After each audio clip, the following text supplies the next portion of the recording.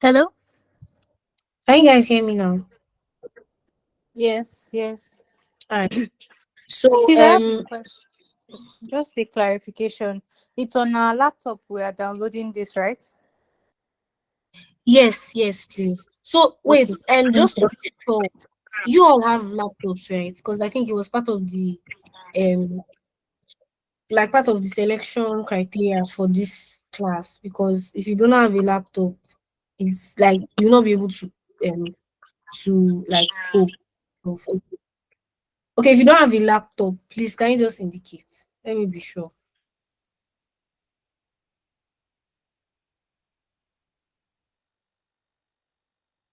Anyway, you don't have a laptop. Wait, I how many don't of have you? a You're laptop. three. Oh, I don't have a laptop using my phone. Good evening, Ma. Okay, can you yes, can each of you please drop a message on the okay, Chinwe, you can get. So please from next week, I don't even know how to sound it, but it was part of the criteria for this class. There's no way you can do products design without a laptop. And I understand how it can be like maybe starting out, you might not be able to like get a laptop or something, or I'm seeing a lot of people saying they has had some issues. So it's not an issue, but at least for the sessions that I've told you are going to be heavily practical sessions, you would need a laptop. So I don't know how it's going to happen, but if you need to borrow from a friend, if you need to maybe stay at a friend's place, you can. I mean, all of us, me personally, I was at this phase at some point when I was even learning. So I think at that time I used to like borrow laptops, then I'll just work overnight, like stay for days. Sometimes I don't sleep for like days at a stretch just to make sure that I'm able to finish what I need to do and give back the laptop to the owner. So if there's any sacrifice you can make, like just make it, but make sure you get the knowledge.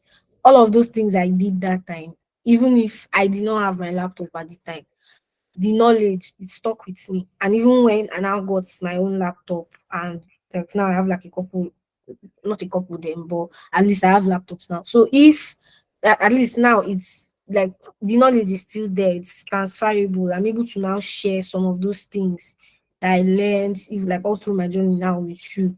So the laptop cannot be an excuse. So please, that you've gotten this far in this session, in this class, like okay, I'll say congratulations first. Then anything you need to do to make sure that you complete it, please try and do it, please. So I'm using my own, like I'm using the ones I have. Yeah, I'm using it. So yes, that's what I just wanted to mention. So let me share my screen.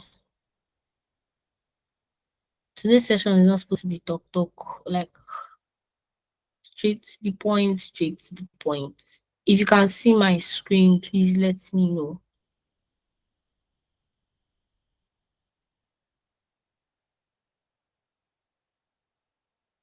This thing did not work. Oh, I cancelled.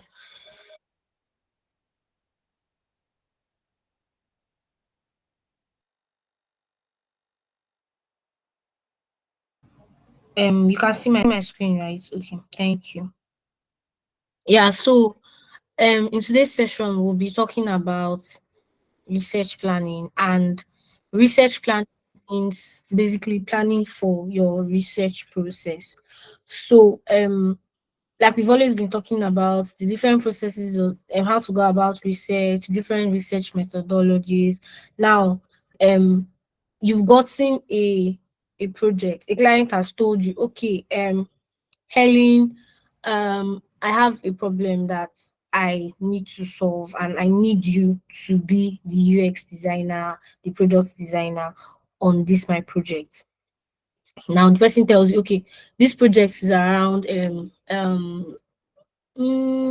trying to look for a scenario.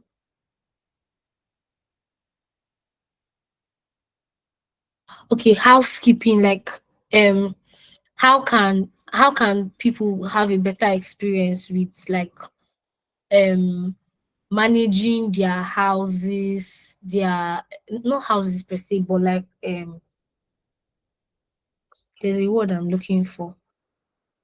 managing their assets, that is houses, cars, and all of that. Like how do you I need to like find a way for people to like have and to know the number of assets they have, how they can manage their assets and all of that. So the person just comes to you and says, okay, this is the problem, and I need you to do research into this problem to understand it better. Or someone could say, okay, I have a couple of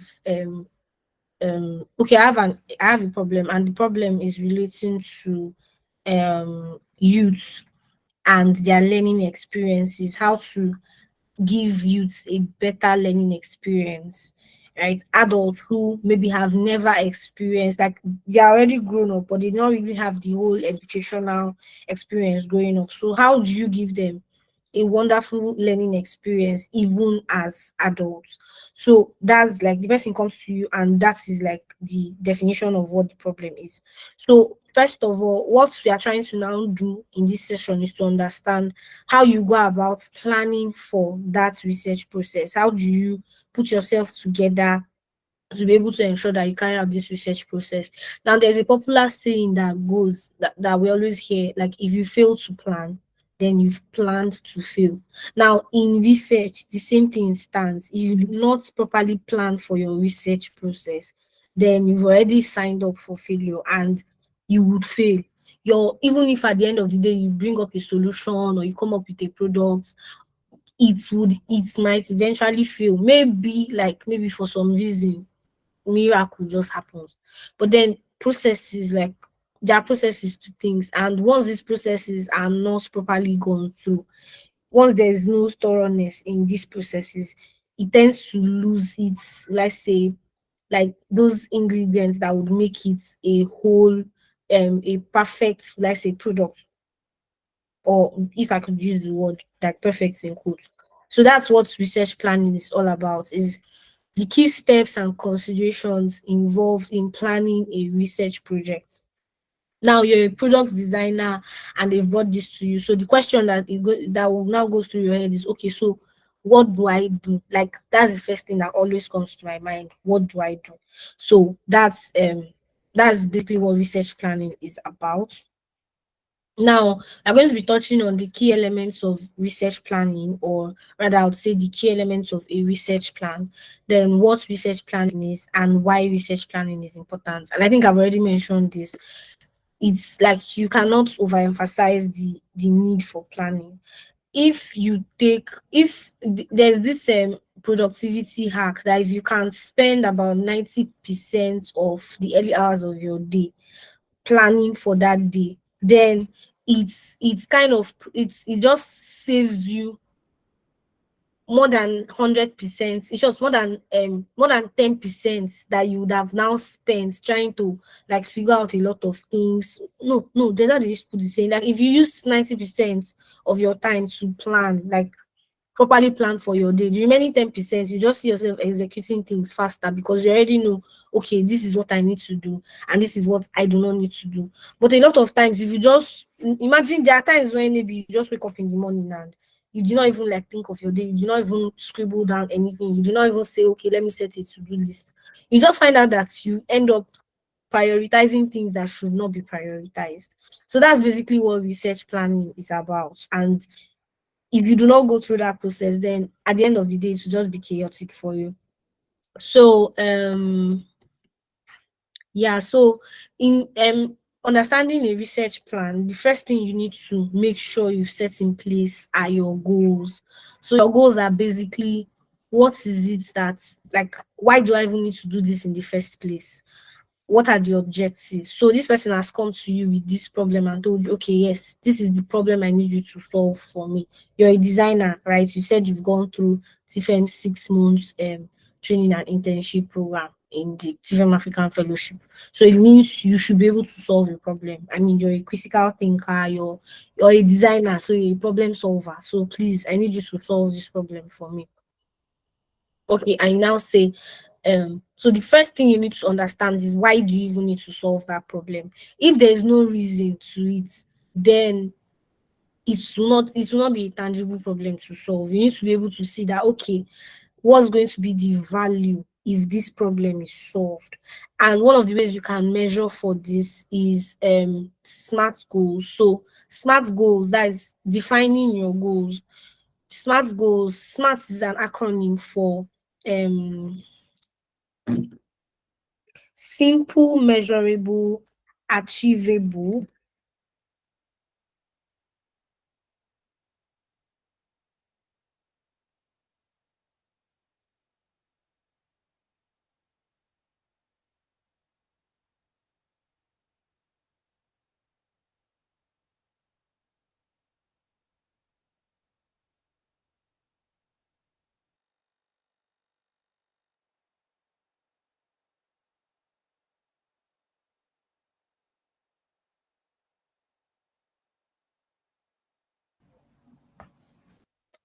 Can you hear me now?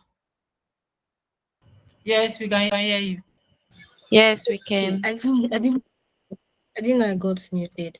Okay, so SMART is an acronym.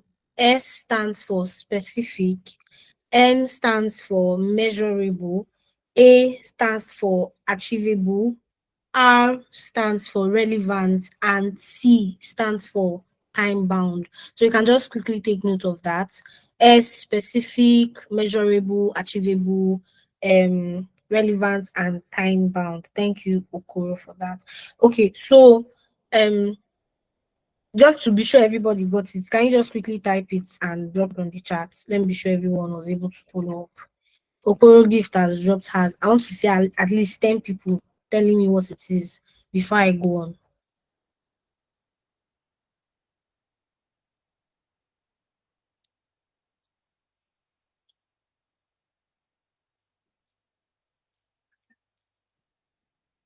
Okay, I'm seeing smart, I'm seeing measure. Measure, it's measurable, measurable. Okay, okay. Achievable, relevant, and time bound. All right, thank you.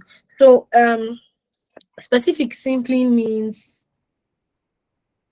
that you clearly know what you're trying to solve. Like it is very clear. It's not, you're not guessing, you're not second guessing, you're not saying, am I sure what this person is asking for? Am I even sure if this is a problem or not? Like it needs to be very clear. If you're trying to maybe solve problem for, maybe it's around waste management, it's around agriculture, it's around maybe delivering things to people like goods and services, it needs to be very specific. It needs to be very specific. Then the next thing, it has to be measurable. So it should be something you can quantify to know if, okay, if I do this, like, does it, if I'm able to do this, doesn't mean it's going forward or am I going backward? Like I should know when I'm making progress and when I'm not making progress. And these are some of the things you need to be able to define at the beginning of that phase where you're trying to understand the problem, right? That you, before you even start your research process. Now the next thing is it achievable? You do not just now think that you want to solve the whole problem of the whole world. Like, oh, even Jesus Christ, I'm a Christian, right? Even Jesus Christ that came to die, so like he did his own part and he still left some parts for us to like do. So of course, like you can do everything, I know, but then it needs to be something that is achievable, and then it should be relevant. Is it something valuable? Is it really something that people really need? Is it really a problem that would affect lives? Because if it does not affect lives, then if it is not, remember everything we are doing is around, like, is user centric, is focused on humans, is human centered design. So we are looking at humans. So if it is not relevant to them, if the problem is not something that is relatable to them, then it is not relevant, and so there will be no need to solve it. Then the last thing is that it should be time bound. So these are the ways you can define your goals and set your objectives.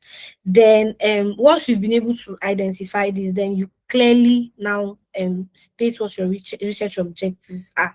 So for instance, now with the I'm just having plenty scenarios in my head, but let me just stick to one. So with the which one will I use again now? with the person that is trying to maybe solve a problem around waste management in Africa, right? Let me use Africa because I know we have a lot of people from different locations here within Africa. So if I want to solve the problem of waste management in maybe West Africa, as an example now, so what are my smart goals? My goals will now be okay to solve the problem of this is just an example, shall I basic example. Waste management in West Africa. Now, the reason I came down to West Africa is because it has to be more specific. I cannot just say I just want to solve the problem of waste management. So that's one of the ways your goals can be specific. It has to be like making sure that it's pointing to um a particular, either by a place, a location, or it has to tie to something for it to be more specific. Then it has to be measurable.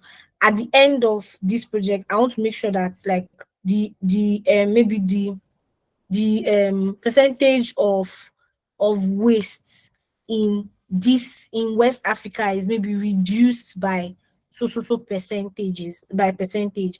So the reason I don't want to really go into so much details is that some of these things you'll be able to even now redefine them as you start your research process. But for the starting period, you need to be able to have a plan first before you can even now start up. So this having these things defined at the beginning does not mean that you will not revisit them, because as you're doing research, you're definitely going to be finding other things. And remembering that our design process is very iterative. Design thinking is an iterative process. So because you're going through it, you definitely know that okay, I've defined these goals at this point. It's possible that I might now go and start meeting my users, speaking to them, and I find out that it's beyond what I even thought about. Then you can go back and redefine it. So all of these things are very like tentative at this initial phase. So that's for the goals, then also for your objectives.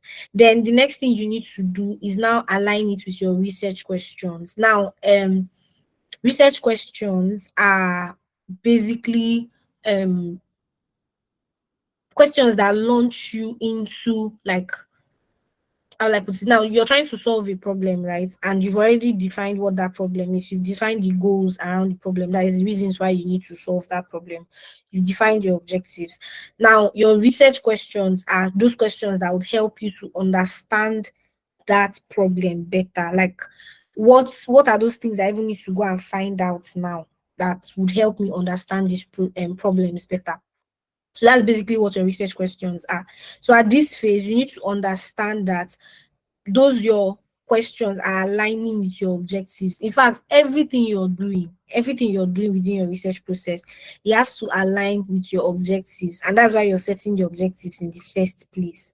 Now, but also having in mind that there's a possibility some of those objectives and goals might change, but it is not totally dependent on just you now, because there's a client involved that has maybe mandated you to solve this problem. So a lot of times the goals and the objectives might even come directly from them, because you need to understand, okay, so why are you solving this problem? Why do you want to solve? Why do you have an interest in solving this problem in the first place? So for some clients, they might just tell you, okay, see, for us it's about money. We found out there's money in the market, like in that space, so that's why we are even launching into it in the first place. I mean, of course, waste management, a lot of people know that there is money in waste management because of like the shifts in like renewable energy and all of that. So of course they might just say for us it's just the money. So you at least it helps you to say, okay, so if I'm already going in, and I think this would answer to someone asked the question, was it on the class last Saturday, like how do you know when to listen to your users? How do you know when to listen to your clients? So this is an example of when you should listen to your clients, maybe at the beginning of your process where you're trying to understand their motivations, the reason why they even want to solve some of those things. So it will help you know, okay, so do I tilt a lot? Like, what exactly do I need to do to be able to achieve their objectives and make sure that I'm not going out of scope, you get? So those are some of the things that you could get at this phase.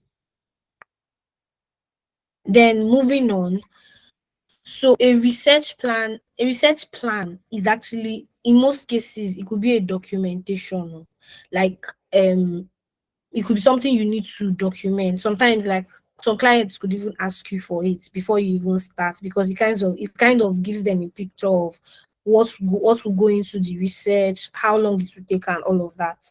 So these are some of the elements that are contained in a research plan.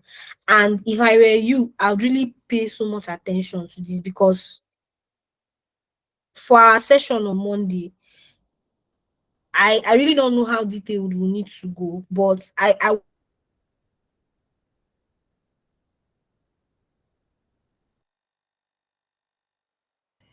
Ma, you have gone off again. No, if you can hear us, we can hear you.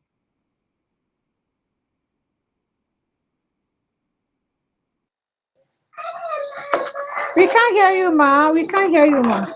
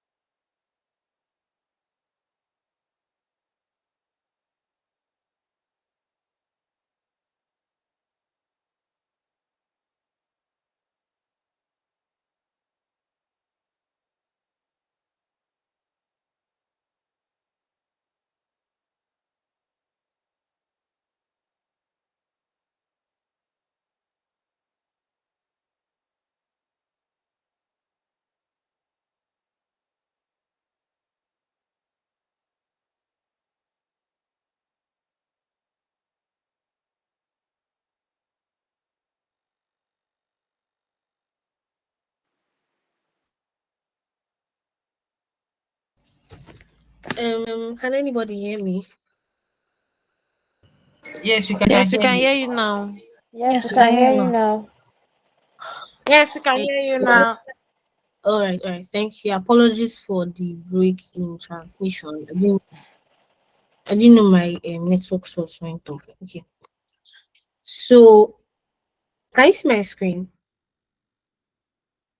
Yes. Oh, okay, okay. Not seeing it. All right. So for our, I think I was talking about our session. Hey, okay. Okay, I was talking about our session on Monday, so it's going to be a practical one, like I mentioned, and that's why I asked each of you to download Miro, and like to check out Miro and then also check out FigJam. But for this class, we're going to be using, for our own practicals, we're going to be using FigJam majorly, not Miro. So, but each of you, I'll need you to like develop a research plan. And the reason why I'm not going to give you a topic is because I'm envisioning, like, towards the end, you guys are going to actually work on a case study together. So, but for this particular like assignments, this particular task, please, goodness, take notes. I need you all. I think she already sent you a format for submitting your assignment, so you can go through that format too. But I need you all to document like a research plan, and what I'm teaching you on today will help you do that. Then you can now do like more studies if you want to like see some other things around it. Yes, you can. Like yes, of course, Figma, FigJam. You do not necessarily need to have it. You can just use it online. Yes, even Miro too. You can use it online. Yeah. So yeah, for your research plan, these are the different elements that go in. Now, another task for you is to find out other elements that could go into a research plan. But basically, what the research plan entails is the first thing is the problem you're trying to solve, and I already explained that the previous slide. That's the number one thing. Like you need to be sure that you know the problem you're trying to solve. Please check the Telegram group chat. I think some of those questions are already answered there on the format for submitting assignments. Thank you. Then for your research goals, we've already mentioned it again. The goals need to be the SMART goals, specific and all of that. Please, can somebody type it on the group chat? I think I mentioned it earlier, so I'm not like distracted. Thank you. So the research questions now are the things you need to find out to be able to solve this problem that you've already defined. So your questions, like the things that are now launching you. So if I've been using the example of maybe a waste management problem now in Africa, then your research questions can now be okay. So you now start to think of possible ways, like possible questions that you would have that would enable you to even understand this problem better, to understand the users this problem is affecting, like how is it affecting them, what is really waste management for them, like what do they really, what's the effect of this waste on them, how do they currently go about managing waste. So some of those things are possible research questions. But then your research questions, like I've said, are they are not necessarily the questions you're going to be asking your users, and I'm going to get to that shortly. But your research questions, just to note again, are not necessarily the questions you ask your users directly. They are the questions that for you are a guide. Do you get? So the questions you now be asking your users are when you've now broken down your research questions to say, okay, I need to find out the what happens with the waste in Africa. So you can now start now saying, okay, so possible questions you could ask to find that out will now be, okay, so how do you what do you do with your waste? Where do you drop your waste? Like once you've gotten like you've used stuff and you need to like um trash it, how do you go about that trashing process? Where do you currently trash your bin? Where do you like, do you know anything about the waste management operations, or let's say waste management systems or technologies in your location within Africa? Now these are more broken down questions that you can actually ask users. So the research question, for some cases it can maybe just be 2 or 3 questions, it could even be just 4 questions.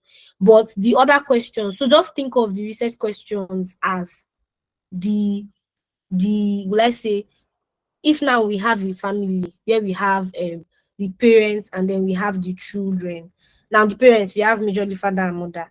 Now the children can now be like plenty siblings. Some can maybe have 12 children, some can maybe have 15 children, some maybe 30 children. Please, I'm just using this number because of you cannot hear me. Wow, Ogechi. Is it just you? Does any other person have an issue with hearing me? I hear me well. I can hear you, man. Okay, I think maybe it might be from your own end. Okay.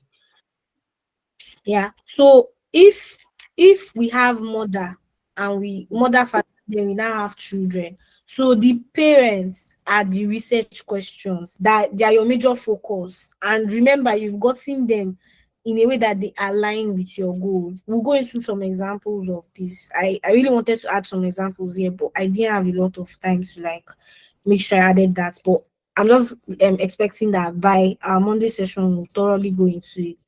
So you have your mother now to say, okay, this is the parents, this is the major thing I need to find out is around the waste management industry. Now I'll still also like show you how to even find out your research questions in the first place. So those are like the mother, now the parents are your research questions.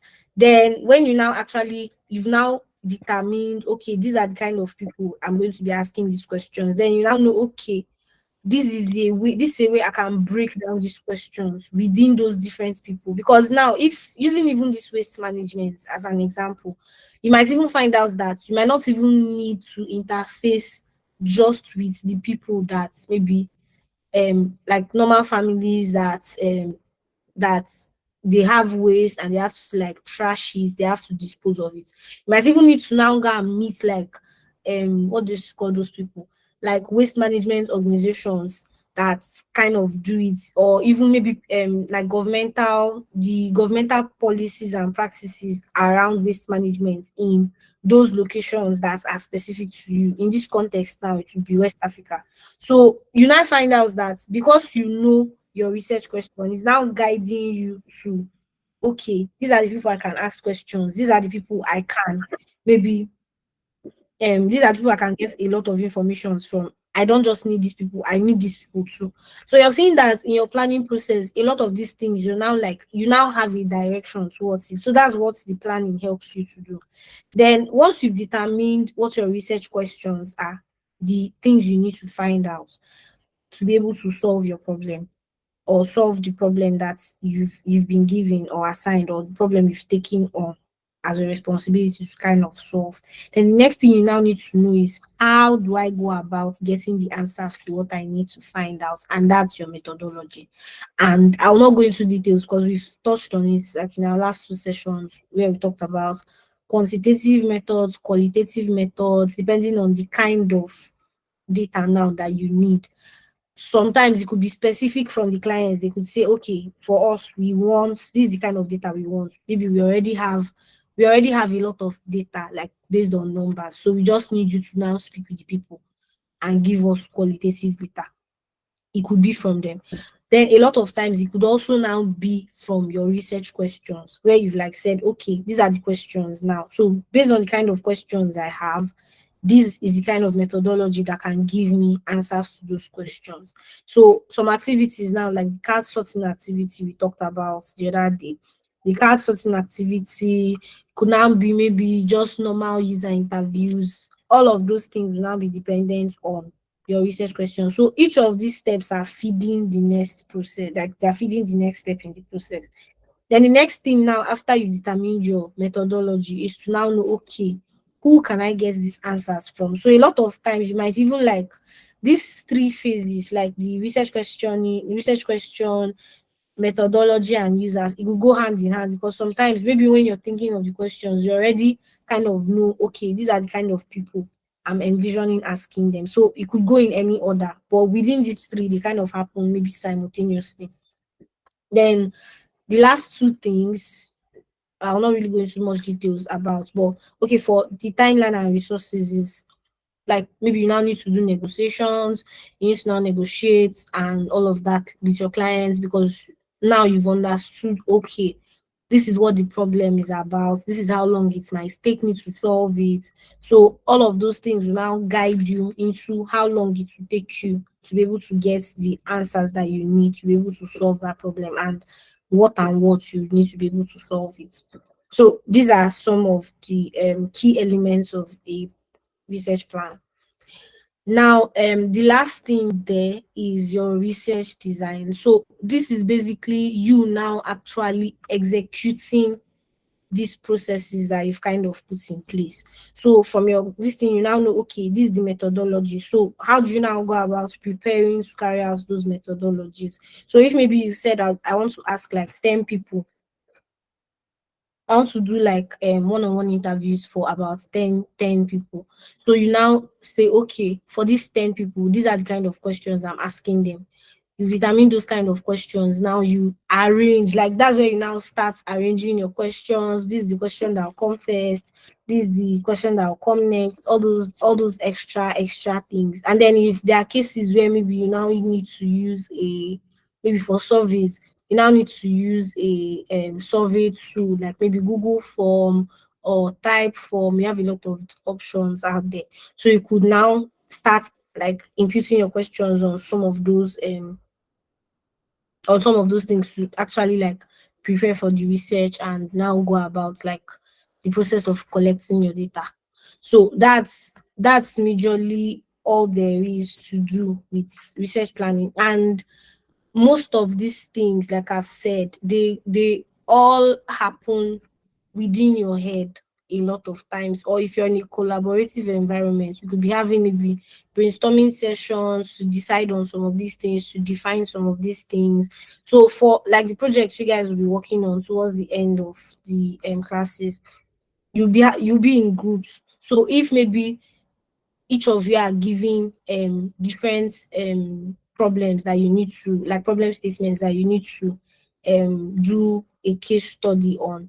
So each of you will now have to discuss within yourself. So what's this problem really about? And of course, you want to go for research, but even as you're planning for research, you still need to do research within that process of planning. And I think that's another point I'll still get to. But it means that, remember when we talked about secondary research yesterday, you already have a lot of this. Maybe people have done this thing before. Like there's really nothing that is new under the sun. So if you've gotten a problem, the first thing you can even do to help you, even with defining the problem or understanding the goals, your research question, is to do a bit of research. Like most times we just do like secondary research, like this research. So you just go online, you can maybe check journals, articles that have been published, of course from reliable sources and credible sources, like we mentioned yesterday. So I'll not really flog so much on that. But yes, like you think of those kind of like, you have to like go to those kinds of sources to get any information you can find around waste management, which is like the example we are using now. So if it's waste management, you just have anything that has been done on waste management that is in line with your own objective.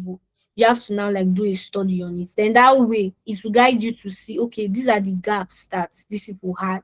If you're really familiar with some of these academic papers, there's like, I think maybe towards the end of their of the reports, most times you'd always see like conclusion and gaps that were identified. So those things would even inform you to now know, okay, this is what is missing, this is what I can still maybe go ahead to get, or maybe this is what has been gotten. Can I use this information in some sort of way? And how do I now build off from it? So the process is a process of building off from. There are some things that information that you can maybe you've already gotten that you do find very valuable, that you might not need to now do a lot of work in trying to like, sometimes you might not even need to meet your clients one on your users one on one again, depending on the context. But for qualitative purposes, I would always like let's say I would always suggest you just try as much as possible to speak with users one on one, because it gives you that like original feeling to research. And if you remember what I defined as primary research, it's original, like it's first place, even if it has been something like that has been done before. But the fact that you're hearing it directly from the horse's mouth, it just gives you an edge, right, in your own process. So that's for research design. Now moving to the next thing. Yeah, so the research design, like I've mentioned, it has your methods of how you want to collect your information, and choosing your appropriate design. So all of these are informed by your own methodology. Now, once you've been able to do all of this, other things you need to now even think of is how, if you get this information, if you get the data you're looking for, how would you go about making sense of that data? How would you go about interpreting the answers you get? What kind of answers are you even thinking you would get? Like in what formats are you thinking they will come in? You get. So all of these things, there are things you need to think of. Sometimes they might not be so clear, but at least having a blueprint at that start, at that beginning initial phase, it will give you a hang of like the scope of the problem, so that you're not just launching in like somebody that does not have any idea of what is going on. And remember that um speaking to the design thinking process, which starts with empathy, I mentioned earlier that I think in our previous classes, empathy as one of the stages and phases is where you put yourself in the shoes your um of your users. Now, I think I was reflecting over something this morning, and something just dropped in my mind, and it was like, Now, as a designer, you are always walking in people's shoes. Like, I know they always say mind your business. But as far as design is concerned, your business now is not your business is other people's business to be solving other people's problems.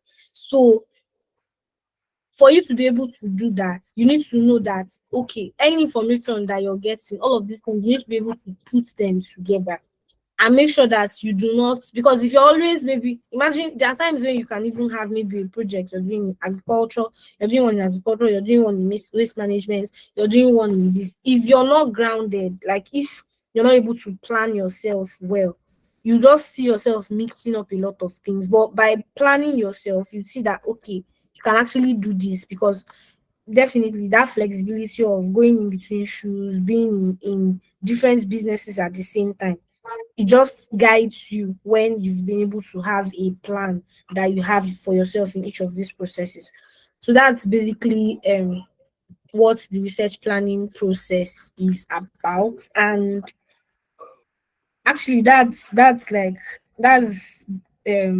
all for today's session. I would open up for questions. I'm hoping that we have a lot of questions. A lot of questions. But before I even open up for that, I just want to emphasize again the process of planning. Like you cannot, you cannot just you do not just need to run away from it. You do not need to run away from it. A lot of times, like it can be very tempting to say, please, I already know it, let me just keep it. But if you do not, I think one of the ways to make sure that you remain grounded in it is to try to document it in some kind of way. And that's what sometimes we use some of those whiteboard, those canvas boards to do. Like if maybe you have access to Miro, FigJam, you can quickly just arrange those things. Like there are a lot of templates that are even available online that you could even maybe look out on and see how they've done their own stuff. You could even check, like if you go online now and check research planning templates, you'll see all of those things. So it's really going to be a shame if you now want to do something and maybe because of laziness or because you do not want to, you just want to skip steps, like to do something, to give, like to do due diligence is your problem, then you put yourself into a lot of issues. So yeah, that's just basically what I would say is one of the strongest importance of research planning. Okay, does anybody have questions? I think I can open up for questions now.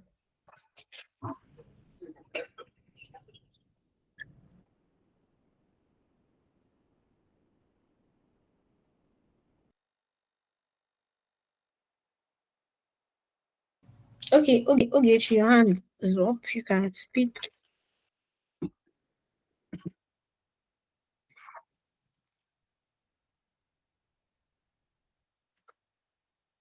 What's happening?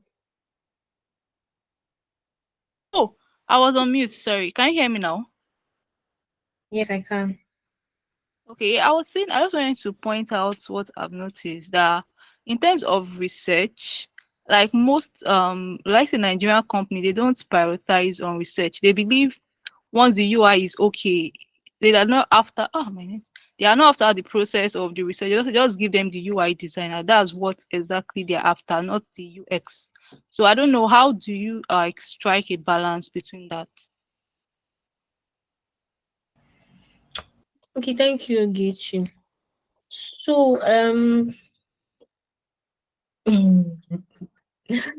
okay, I understand that. Yeah, you said most of course, yes. I will not even maybe try to sugarcoat it. A lot of like designs out there now, even by barely using it, you know that the person did not really think through this thing, like they did not do their research on it.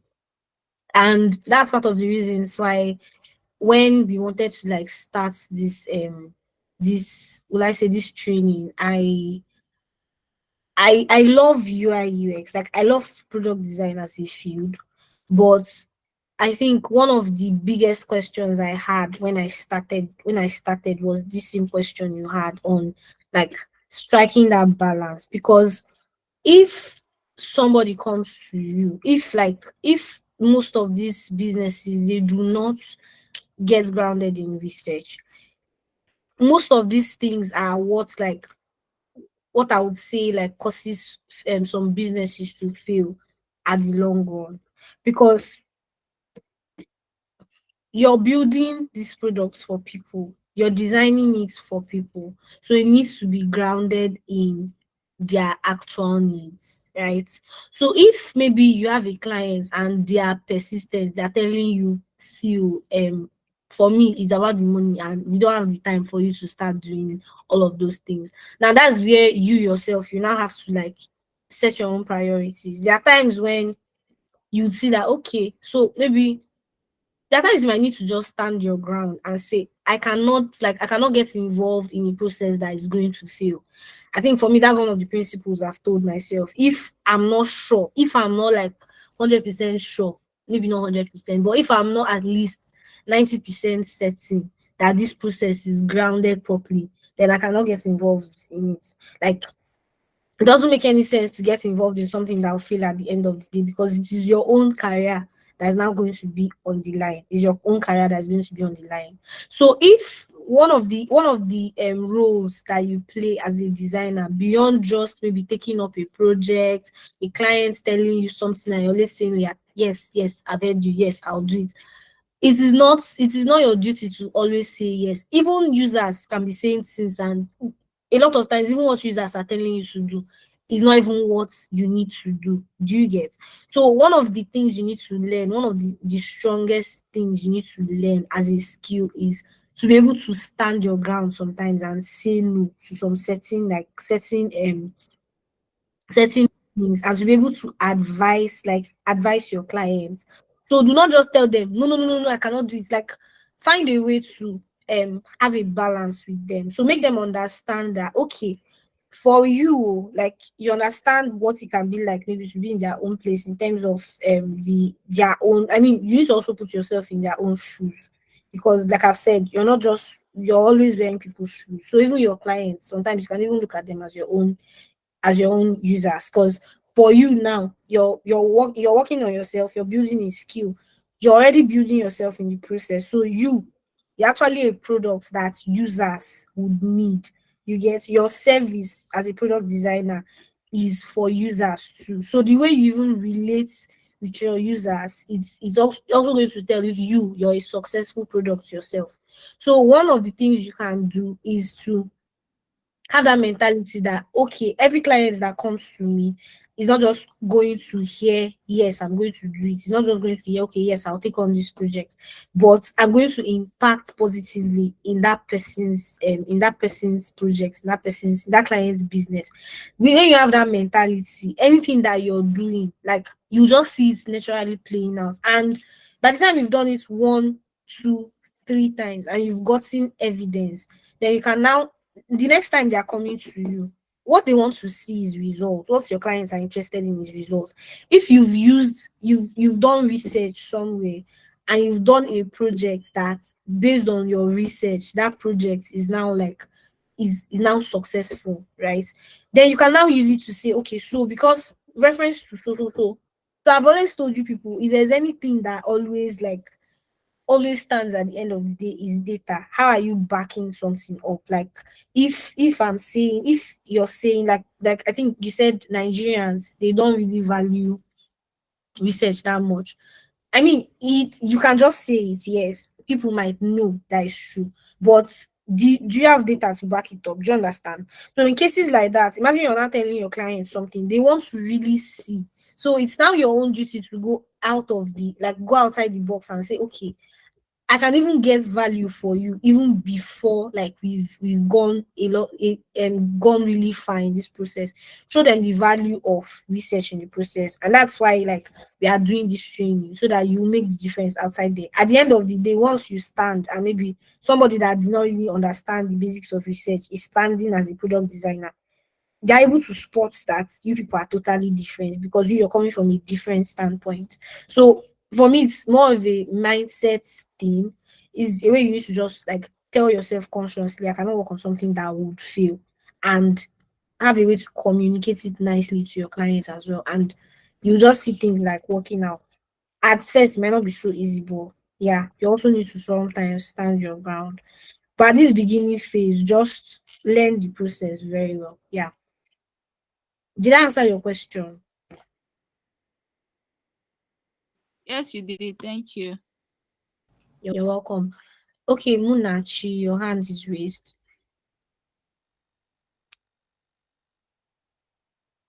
Okay, mine is actually a question, but I came in late and I didn't really understand what you said about research plan. So I don't know if you can highlight it a little bit.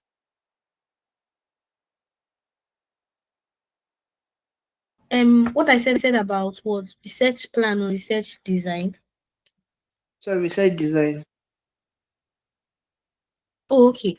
So research design basically is like how you've already planned for research. So the execution of your plan, you decided on the methodologies to carry out. So that process of now like arranging everything you need, if maybe the tools you need to actually go about the process, like you're now getting your tools ready for your research. So if maybe it's quantitative data you've decided that you're going to get, then you know that okay, it's surveys I need to prepare. So how do you go about preparing those surveys? So that's like part of your research design process. So that's basically what I mentioned. I really did not go into so much details because we'll be doing all of this from Monday. So yeah, that's basically what it entails. Did you get Okay, thank that? you. Yes, I did. Thanks. You're welcome. So I don't know if there are any more questions, but goodness, please after this call, I'll share the slides with you for yesterday and then today. I guess I was not able to share yesterday's one. Does any other person have a question or anything to mention?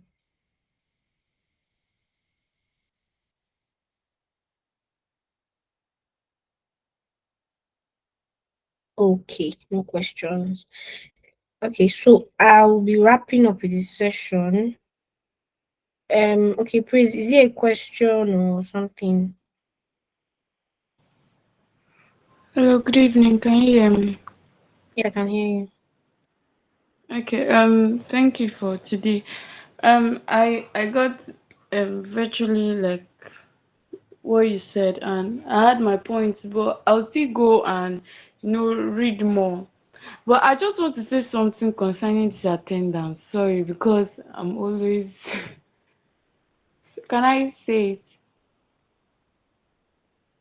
it? Okay, can you pause on that? Like, if maybe it's not relating to what we discussed, like the session, you can just pause on it. Okay. Then once we are done, I'll get back to you. Do you get? Maybe I Alright. think other people have questions relating to it. Yeah, Alright. thank you. So, Iro Munachi, you can speak. Okay, thank you.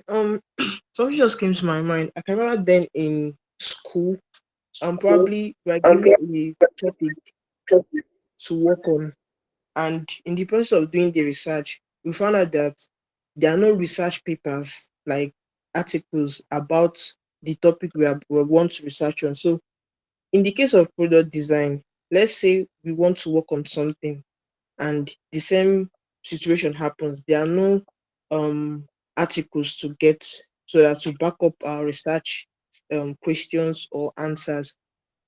How do we go about it? I don't know if you understand my question. Yeah, I got your question. So, Okay. so for me personally, I've really not encountered that kind of issue. I think in school I had that was maybe where I had something close to that, but like it was not really much of a challenge because I think the main data we needed was like quant was something that had to do with numbers. So we had to now like actually go by ourselves to get it because we did not get articles online, we did not really get resources from maybe journals and all. So we had to now go. I think it was relating to I can't remember the topic clearly, but we had to now it was around like oil, the oil industry.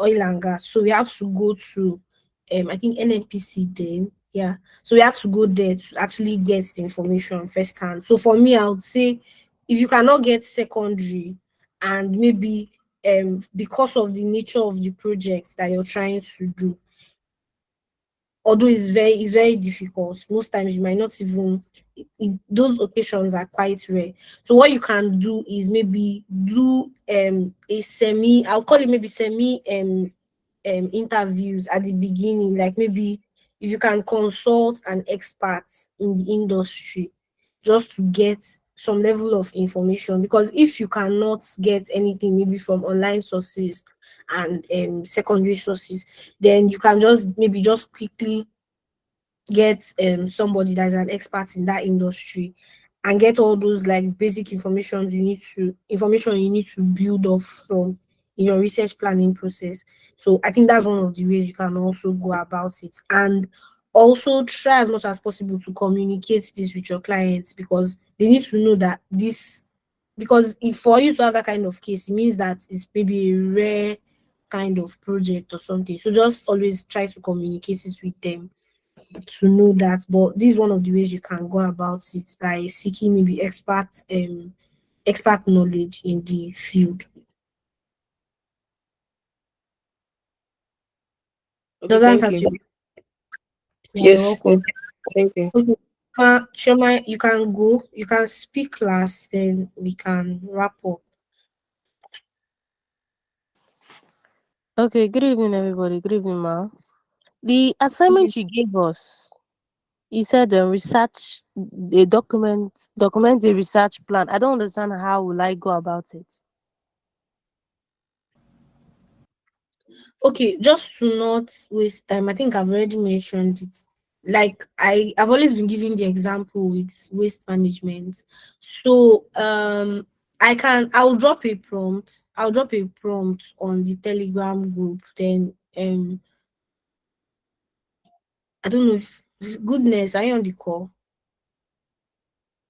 I'll send the instructions through the Telegram group. But it's basically for you to develop a research plan for a problem now. Do you get? So you could decide to maybe use, I don't want us to work on the same this thing, because we'll still have to do that later. So I just want us to like get a hang of what the process is like. So if maybe you cannot think of another kind of maybe situation to use, like a problem to use, you can just quickly use maybe the one around waste management. That is to maybe solve waste management problems in West Africa, something like that. So you can just maybe pick on it, or prompt AI to maybe suggest some let's say problems. But please just do something relating to maybe a specific location. You get, it could be maybe Nigeria or maybe even a state or something. So just make it very specific. Remember the goals that we mentioned, like the smart goals. So just make it something very it doesn't have to be so detailed, so just have that in mind. All right, is that clear, Choma? Yes, yes. All right, Thank you.